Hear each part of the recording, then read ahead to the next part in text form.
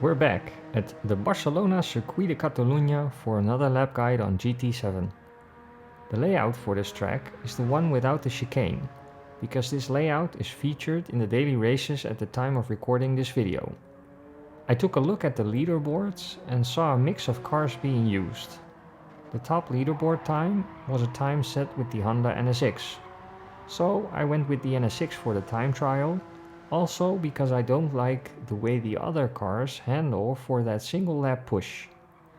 This car is a bit on the oversteery side, but that's what also makes it more pointy in the corners, which I think is a huge advantage for that single lap pace. In the race, however, I would recommend going for the BRZ or 911, simply because they are better on fuel and tires. The race has a medium and hard tire requirement, so a pit stop to switch tires is needed. Right, let's jump into the car for a lap around the no chicane layout of this track. Heading out of the final turn, you want to be on the throttle right at the apex.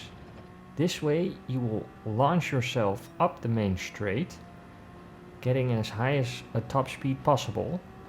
And at the end of the straight, we're looking to brake just before the 100 board.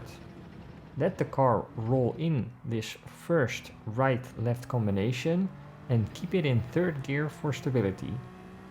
For the following long right-hander, we're lifting off the power for the first part and we're feeding the power in as soon as the orange barrier on the left appears at the center of the screen. Try to prevent understeering out to the left too much because you don't want to exceed the track limits. The next brake marker I use is just before the tunnel.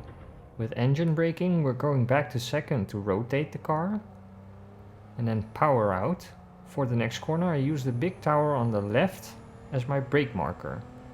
As that leaves my view, I'm braking and shifting down to first, again to rotate the car, and I exit the corner in second. The upcoming uphill left-right combo is my nemesis. Try to maximize the track and turn in later than you naturally might want to. It feels that this opens up this corner more and that way you can carry more speed into the next corner. Then turn in at the end of the curb and feed the power in as soon as possible. Ideally you want to go back on the power right at the sausage curb, but that's something I struggle with. For the next turn we are braking at the warning post, which is missing the actual sign at around 125 meters. Again we're shifting down to first to rotate and we exit in second once the car is straight lined. Attack the curb on the left and brake at the end of that curb. Be patient in this right-hander and power out after the sausage curb. And then for this layout we're staying on the left side of the track and we're turning in at the end of the curb on the left. Really try to aim for those orange pawns, but keep your left-hand tires on the curb.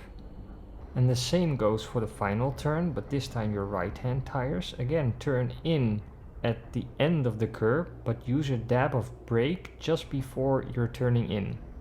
This way you're opening up the final corner and straight lining the car so you can power out to the finish line. And to give you an extra good reference, we're just gonna play out the lap again at full speed without slow motions.